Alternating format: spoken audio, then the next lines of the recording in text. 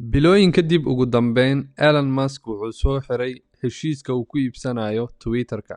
Wuxuu ku iibsanayaa 44 bilyan oo doolarka Mareykanka. Maadaama xoogaa in muddo qaadatay iibsashadiisa, dad badan waxay shaki geliyeen inay dhab ka tahay Elon Musk inuu iibsado Twitter-ka. Videogan uu soo duubay mar uu booqanayay xafiiska Twitter-ka uu leeyahay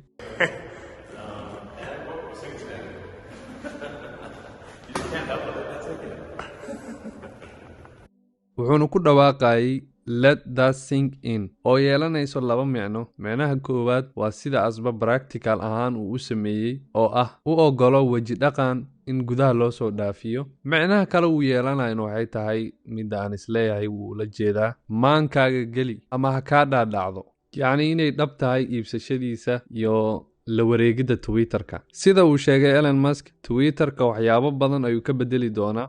waxyaabaha uu bedeli doono waxaa ka mid ah blue check markiga oo calaamada saxda oo lagu kala ogaanayo qofka saxda ah ee iska leh account-ka. Calaamadaas hadda waxay joogtaa lacag dhan $5 bishii, halka Elon Musk uu rabo inuu ka dhigo lacag gaaraysa $20. Qorshayaashiisa waxaa kaloo ka mid ah inuu soo fasixi doono account-yada dad badan oo horey looga xiray Twitter-ka, sida account-ka madaxweynihii hore ee Mareykanka Donald Trump iyo kuwo kale oo badan.